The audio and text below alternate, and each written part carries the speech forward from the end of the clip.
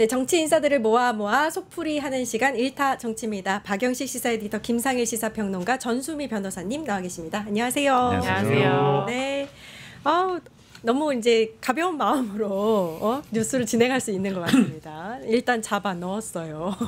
이제 계속 수사를 해야 되는데 오늘은 또 재판을 참석을 또 안 했고 앞으로 이제 소환 조사에 이렇게 계속 응하지 않는 거 아니야라는 약간 불안증도 좀 있습니다. 뭐 이제 재판 출석과 뭐 조사나 수사는 좀 별개이긴 합니다만은 오늘 사실 재판에 불출석한 건 사실 제 상식으로는 이해가 안 되고요. 뭐 이따 저희가 뒤에 얘기하겠습니다만은 재판장의 지규현 판사조차 아니 이 불출석 사유에 건강이라고만 적혀 있지 뭐 지금 변호인 측에서 주장하는 내용과는 뭐 다른 내용 아니냐 이제 이런 식의 어떤 혼선도 빚었던 거 보니까 저는 뭐 어제 굉장히 늦은 시간에 구속영장 발부가 됐고 그것을 핑계로 해서 윤석열이 하루 정도 뭐 또 시간을 벌고 재판을 뭐랄까 뭐 방해라는 표현은 좀 일부 그렇습니다만은 어쨌든 비협조를 하고 있다라고 보고요.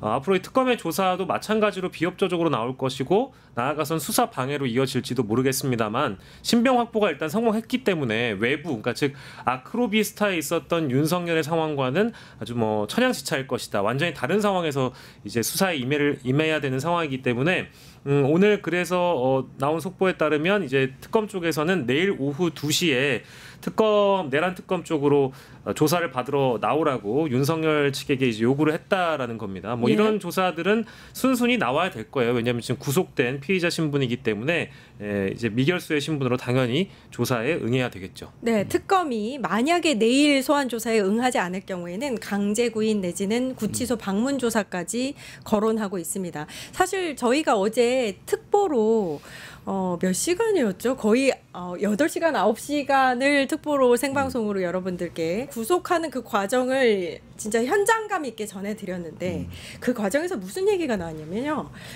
이제 감찰관님, 류혁 감찰관님이 원래 이전에는 구속되지 않기 위해서 체포되지 않기 위해서 소환조사에 응했는데 이제 구속되고 나면 그런 것도 없으니까 소환조사에 제대로 응하지 않을 수도 있다. 이렇게 얘기를 했어요.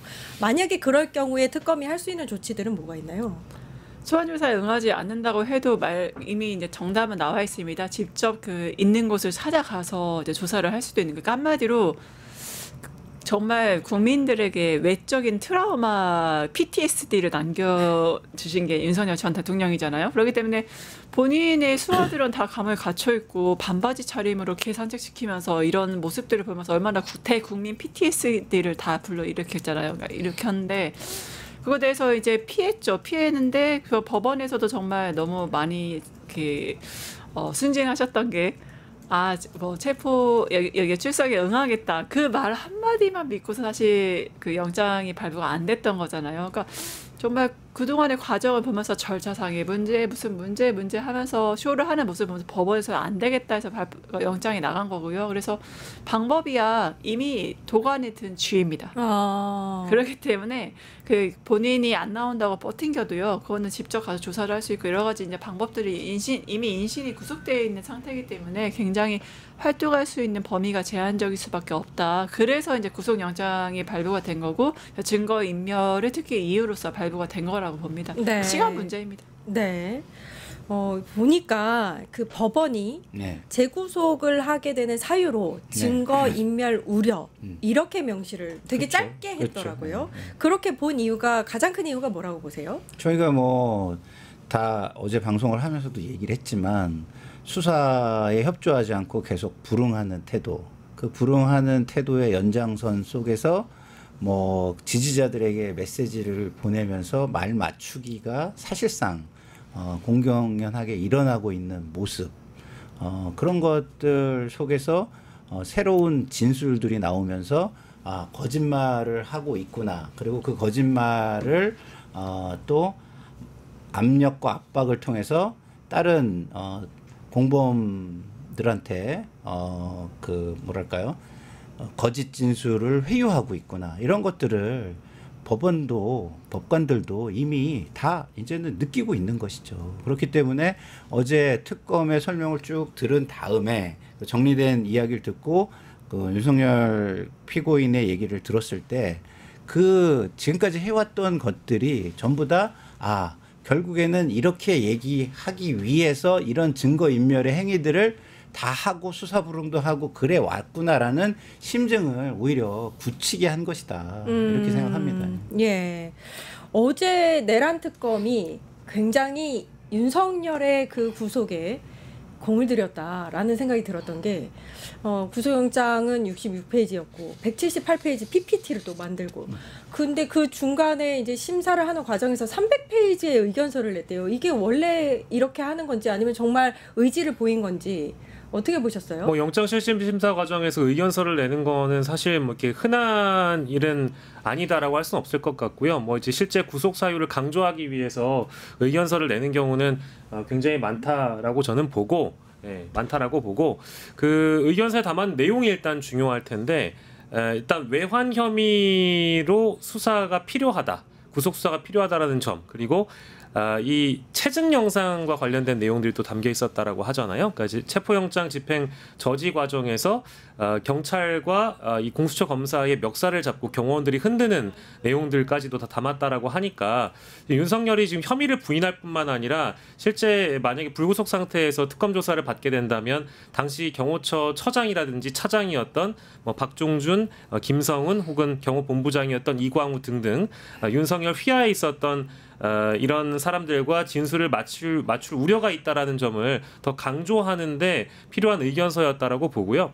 이 PPT도 굉장히 다수 준비를 했기 때문에 얼마나 꼼꼼하게 이번 영장 실질 심사를 대비했는지 알 수 있는 모습이었다고 봐서 뭐 특검의 노력에 아무튼 뭐 박수를 보내고 싶습니다. 근데 이제 반면에 윤석열 측은 석방된 동일 범죄로는 또다시 구속이 불가능하다 뭐 이렇게 주장하는데 그게 맞는 거예요? 그거는 이제 제 앞에 변호사가 계시지만 제가 뭐 간단하게만 설명을 드리면 그러니까 일단은 윤석열은 내란 혐의로 인해서 내란 죄로 인해서 어쨌든 재판을 받고 있는 피고인이기도 하지만 이미 구속영장 청구 사유에 담겨 있는 5가지의 혐의 중에 죄송한데 내란이라는 글자는 없어요. 그러니까 내란 행위 이후에 자신의 이 내란 행위들을 덮기 위해서 체포를 당하지 않기 위한 노력 그리고 구속당하지 않기 위한 노력을 하다가 범법 행위를 저지른 혐의들이거든요.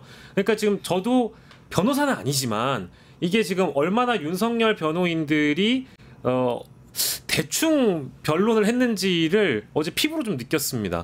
그랬기 때문에 구속으로 연결됐다고 저는 보는데 재구속 사유가 될 수 없다라고 이제 규정을 했다라는 거 아니겠어요? 근데 그럴 수가 없다라는 겁니다. 5가지 혐의 중엔 내란 혐의가 없어요.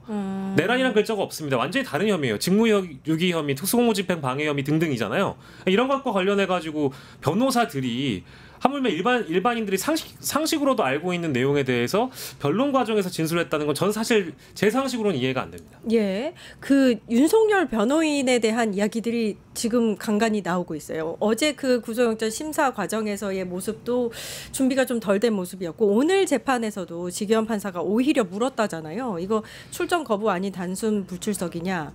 근데 그 이제 변호사가 이야기를 했대요. 어제 뭐 이제 늦게서야 이제 이게 구속이 되고 하는 과정에서 오늘 나오기에는 좀 힘들었다.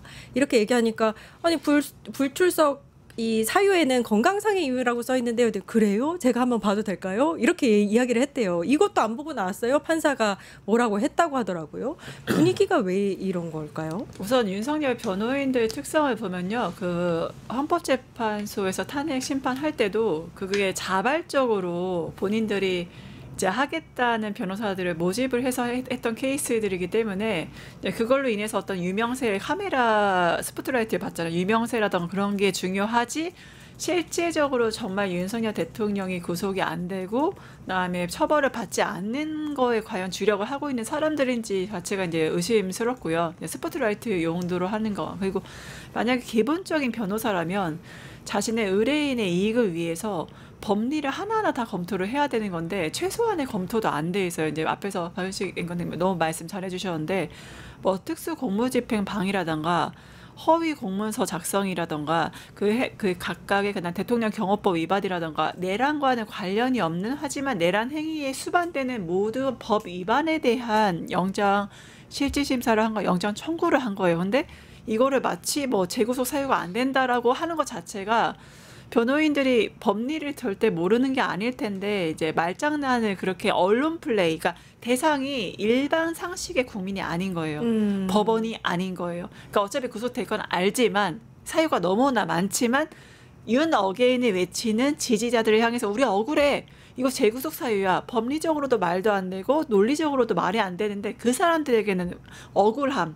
아, 잡혀가시면 안 되는데 구속당하셨네. 다시 싸워야겠다. 이런 여론몰이를 다시 동정론 여론몰이를 하기 위한 수단으로서 저는 그런 말도 안 되는 이제 변론을 하고 있는 게 지금의 윤의 변호인들이 아닌가. 그러니까 증거인멸에 대해서 되게 사실은 너무나 많이 증거들이 많거든요. 예를 들어서 강희구 부속실장의 계엄사후 선포문 같은 경우에 맨 처음에 윤석열 전 대통령이 막 계속 부인했어요. 근데 끝내 나중에는 인정을 했거든요. 그러니까 그거에 대해서 변호인들이 왜 인정했냐고 난리 쳤다고 하더라고요. 그러니까 말이 지금 바뀌고 있잖아요. 부인했다고 인정하기도 하고.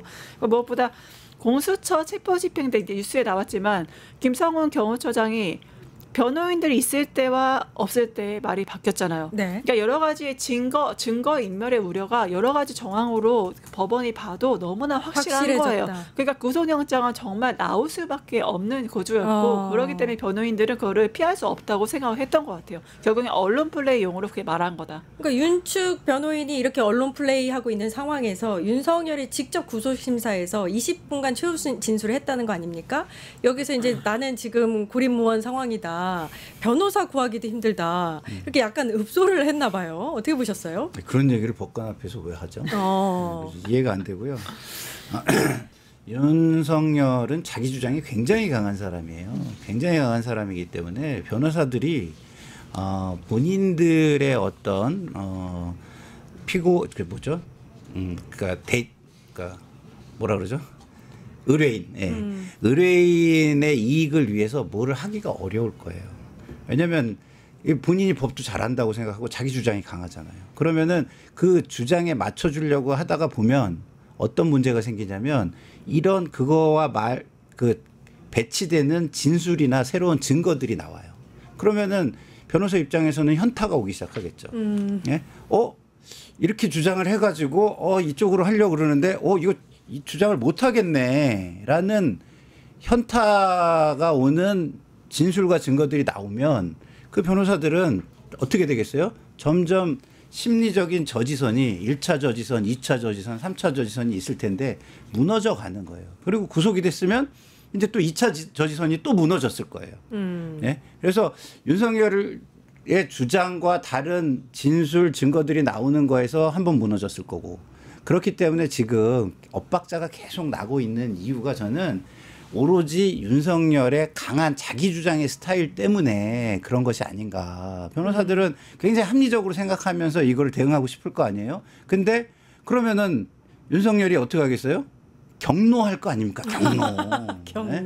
경로하면 아무리 제가 돈 받고 저기 대리해 주는 거지만 어떻게 하겠어요. 네? 자기가 그래도 할 수 있는 최선을 다하려고 하다가 현타 또 오고 이래가지고 나중에는 하나 둘씩 떠나가게 되는 그런 거 아닌가. 지금 상황이. 예. 근데 그걸 자기가 다 초래했을 텐데 그걸 법관한테 아이고 저는 고립무원이에요 이런 얘기를 한다면 그거를 동정을 할까요? 그러니까요. 전혀 동정을 가지 못할 거예요. 저는 이제 변론 전략을 완전 잘못 짰다고 보고 이제 앞에 또 변호사님이 계시기 때문에 너무나 이제 그 변론 요지나 이런 사유에 대해서 충분히 이제 검토하셨을 테니까. 근데 저는 가장 황당했던 부분은 강의구 부속실장은 이 대통령 기록물을 만들 수 있는 사람도 아니라고 윤석열 측에서 변론을 했다라는 점이고 우리가 알고 있는 이 사후 계엄 문서. 여기 이제 부서를 했던 내용들이 또 뒤늦게 만들어지고 폐기가 됐던 그 문건이 이제 표지였다라고 주장한 대목은 저는 이거는 정말 왜 이런 말도 안 되는 궤변을 늘어놨을까라는 생각이 들고 강의구 부속실장은 또 그럴 만한 자격도 안 되는 사람이기 때문에 공문서도 아니고 대통령 기록물도 아니라고 주장을 했더라고요. 그래서 이런 것들은 아까 이제 우리 김사일 평론가께서 말씀 주신 대로 이 변호인들이 의뢰인의 눈치를 보거나 또 의뢰인의 수준을 반영한 변론이었기 때문에 뭐 하등 뭐 저는 안타깝지 않고요. 그 수준이 드러난 거니까. 다만 일부 보도로 또 나오고 있는 내용을 보면 고립무원과 이제 유사한 표현이긴 한데 사람들이 이제 나와 연락을 많이 끊는다. 그 부분 저도 주목했어요. 네, 그것도 있었고 심지어 변호사도 구하기 어렵다라고 했는데 뒤쪽에 이제 부인도라는 표현을 했다라는 거예요. 네, 김건희에 대한 얘기를 또 본인이 직접 꺼내 거절했다라는 거 보니까 그 당당하고 그 자기 주장이 강한 윤석열마저도 두 번째 구속, 그러니까 재구속의 경우에는 이미 자유를 넉 달이나 만끽을 했기 때문에 적당한 자유를 누리다가 다시 들어가려고 하니까 그게 너무 소름 끼치게 싫었을 가능성이 굉장히 있고 당연히 읍소가 필요한 순간에는 본인이 직접 등장해서 변론으로 모자라니까 20분의 최후 진술을 했던 거 아니었겠나 뭐 이제 그런 식으로 생각이 들었습니다. 네, 어제 저는 그 네. 많이 끊는다 그 부분에서 저는 또 놀랐던 게 뭐냐면 그동안 이렇게 중범죄 피고인에게 연락을 했다는 게 말이 안 되는 거 아닌가요? 네, 조그만 맞네요. 범죄 피의자도요. 거기에 전화에 내 기록이 남거나 아니면은 그런 게 있으면은 그게 연장이 돼서 나에 대한 확인이나 조사가 들어올까 봐 무서워서 못 해요. 그러면 그동안 많이 했다는 거잖아요. 그러면 증거인멸도 많이 했을 거라는 우리가 예상과 추론을 해볼 수 있잖아요. 그래서 저는 야, 이런 중범죄자들한테 누가 그렇게 많이 했지? 그런 생각이 들어서 이것도 정말 심각하게 증거인멸이 됐겠구나 이런 걱정이 되는 부분이더라고요. 증거인멸 우려 이유 때문이라도 그 누구랑 연락했는지는 좀 조사를 좀 그렇죠. 해봐야 자기가 그렇게 되겠다라는 얘기했으니까. 예. 듭니다. 자, 일단은 이제 구치소에 수감이 됐잖아요. 네. 너무 행복해하시네요. 예. 어제 박영식 에디터가 아침 메뉴를 그렇게 소상히 말씀을 하셨다고. 기사 나오기 전에 제가 그 수용자 부식물 차림표라고 해가지고 네. 서울구치소에서 미리 안내해 주는 게 있어요. 그래서 뭐 다들 아시겠지만 옥바라지 카페라고 해가지고 가족이나 어떤 지인 중에 억울하게 옥살이를 한다고 생각하시는 분들이 그 커뮤니티를 만들어 놨거든요. 네. 저기 예, 지금 이제 저렇게 다 구할 수 있어요. 정보 공개가 됩니다. 네네. 그래서 어제 오늘 뭐 대부분의 언론이 다 저 메뉴를 기반으로 해서 기사를 썼는데 어제 밤에 이제 기사 나오기 전에 제가 다 소개를 해드렸는데요. 오늘 이제 미니 치즈빵 찐감자 소금 종합견과 가공류를 아침으로 먹었고 점심에는 된장찌개 달걀찜 오이 양파 무침 배추김치를 먹었고요. 이따가 저녁으로는 이제 콩나물국과 이제 아마 요것 때문에 아마 오늘 그 재판에 나가지 않았던 것 같은데 고추장 불고기가 나옵니다. 아니 왜냐하면은 아침 점심 저녁 메뉴 중에 첫 고기거든요. 정말 이거 술 생각 나시겠다. 소주 진짜 소주 네. 먹고 예, 싶겠다. 첫 고기가 이제 저녁 메뉴에 나오고 이제 고추와 쌈장과 배추김치가 나오기 네. 때문에 저녁 메뉴 때문에 나가지 않은 거 아닌가 이런 생각이 들 정도로 잘 드시네요. 예. 예. 그러면은 지금 상황은 어떤지 좀 궁금해요. 그러니까 원래는 제가 알기로는 신체 검사 받고 그다음에 수용복 입고 그다음에 수인 번호 받고 머그샷도 찍고 뭐 이런 순서가 있잖아요. 지금 그걸 한 상태인지 아직 수감 번호는 나오지 않았더라고요. 그러니까 윤석열 대통령 같은 경우 약간 특이한 게 재구속이잖아요. 그러니까 과거에 했던 프로세스나 이제 기본적인 이제 기록물들 레코드를 새로 만드는 초범과 이번에 이제 그러니까 재구속의 케이스는 약간 다른 게 좀 더 스피디하게 가요. 진행해서 저는 재밌었던 게 일본의 TBS에서 우리도 TBS 있지만 윤석열 대통령의 수감 생활을 안내를 해주시더라고요. 오늘요? 네, 어제 이제 네. 구속됐다고 하는 거야. 네. 12평의 방에 화장실은 여기 있고 뭐 이게 막 구조를 설명하면서 정말 일본 사람들이 너무나 진심으로 진짜 윤석열 대통령을 사랑하시는 거야. 저렇게까지 구조를 설명하시면서 막 네. 걱정해 주시고 그래서 12평은 아니고 12평방미터. 네. 3평. 평방미터. 네. 3.6평. 된다고 하네요. 12평방미터. 그래가지고 저 구조를 그대로 하면서 재밌었던 게 그 일본 TBS에서 얼굴을 아마 그 그래픽을 만드는 게 급하셨나 봐요. 그죠? 거기는 좀 아날로그잖아요. 종이로 이렇게 얼굴을 오려서 사진을 이렇게 해서 윤석열 대통령을 붙여놨더라고요. 정말 아날로그 감성도 네. 놀라웠고 가지고 그렇게 저 방 안에서 생활이 이제 외신에서도 보도가 되고 있고 그다음에 아마 그 안에서 하면서 본인이 어떻게 스스로의 법 지식에 대해 확신이 있는 사람이거든요. 그러니까 내가 이걸 어떻게 해야 될지 분명히 고심하고 재판에 안 나간 것도 아마 그것 때문일 거예요. 근데 사실 형사소송법에는 그 피고인의 방어권 행사도 굉장히 이 사람들이 얘기하는 건 항상 그거죠. 변호인들이 방어권 행사를 해야 된다. 그리고 절차가 뭐 위배됐다 하는데 방어권 행사도 있지만 바로 출석할 권리도 가짐 동시에 공판기일에 출석도 해야 돼요. 방어권 행사, 그다음에 공판기 출석, 그러니까 출석의 의무도 생기는데 한마디로 한쪽 방어권 행사만 얘기하면서 이 공판기 출석을 하지 않기 때문에 그래서 이제 구속영장 이후에 구인에 대한 얘기가 나왔던 게 그런 이유, 재판에 출석하지 않거나 특검에 출석하지 않았을 때의 구인 영장 발부에 대해서도 그게 좀 아마 재판부에서 사태가 계속 이렇게 흘러간다고 했을 때는 그것까지 충분히 고려하실 수 있는 요지가 오지 않을까. 변호사님 참 좋은 말씀 해주셨는데 복수를 하겠습니다. 윤석열 뒤에 대통령 붙이지 말아주세요. 네, 죄송합니다. 윤석열 씨라고 해주시고. 생각하시지 못하는 상황에서 나오신 것 같은데 정식으로 사과를 하시죠. 이렇게 복수를. 네, 여러분 안녕하십니까. 사랑하는 뉴스토마토 여러분 안녕하십니까. 구독자 여러분, 제가 윤석열 대통령이라 했던 건 제가 일본 방송 TBS를 얘기하면서 일본 방송 TBS에서 윤석열 대통령 저도 모르게 일본 방송 모니터링하다가 세뇌가 돼가지고 하여튼 세뇌되지 않도록 더 조심하고 우리 이재명 대통령께서 만드시는 진짜 대한민국 함께 여러분들 해주시면 감사하겠습니다. 아니, 저희 그 구독자님들이 여기에 굉장히 예민하십니다. 그렇구나. 죄송합니다. 네, 저는 C자도 안 붙여요. 윤석열. 네.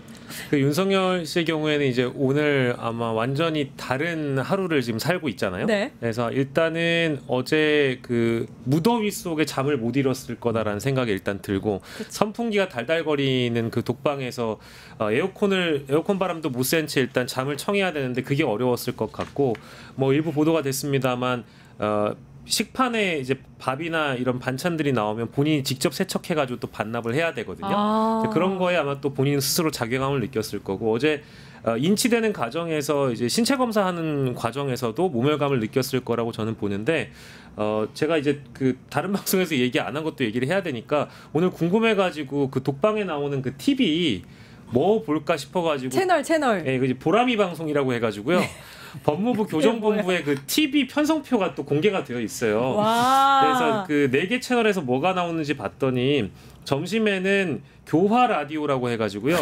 함께 만드는 희망 이야기가 일단 방송이 되고, 저녁에는 뭐 EBS나 SBS, MBC, KBS 각 채널마다 뭐 예능도 있고 교육 방송도 있는데요. 제가 EBS 쪽에 편성된 이 프로그램 제목을 보니까 굉장히 또 와닿았습니다. 새롭게 하소서라는 방송이 이렇게 편성이 돼 있다라는 점. 보셔야 될 것 같은데. 예, 아까 어쨌든 윤석열은 유튜브를 볼 수가 없다 유튜브는 보니까 안 나온다는 거. 뭐라도 보긴 볼 텐데 이제 이런 방송을 보고 스스로의 또 인생을 좀 참여하길 바랍니다. 네, 꼭 보셨으면 좋겠고, 지금 또 댓글에서 우리 전수미 변호사님을 응원하는 댓글이 또 감사합니다. 이렇게 마음이 넓으십니다. 네, 한 번만 봐주세요.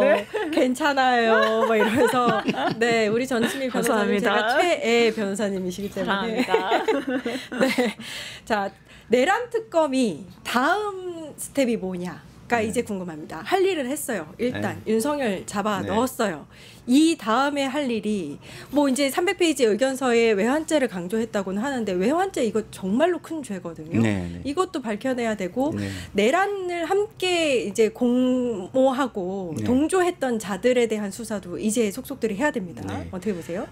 그러니까 이제 내란 특검이 구속 수사가 20일이잖아요. 20일이니까 되게 바빠요. 그렇기 때문에 그 외환죄까지 이렇게 갈 수 있을지는 모르겠지만 그거에 해당하는 부분, 우리가 김종대 의원님께서 아주 많이 알고 계시는 부분, 그런 부분들을 다 새롭게 저는 밝혀야 된다고 봐요. 무인기는 어떻게 갔고 누가 관여가 됐고, 그다음에 계엄 시에 말씀하신 대로 정말 거기에 검찰과 국정원이 본진이었는지 뭐 이런 것들까지도 전부 다 속속들이 다 조사를 해서 밝혀야 하기 때문에 20일이 굉장히 짧을 것이다 이런 생각이 들고요. 그러니까 지금 확인할 게 너무 많습니다. 그러니까 시간대별로 그 4개월 전, 그러니까 4개월 전부터, 그러니까 그 계엄 전 4개월 전부터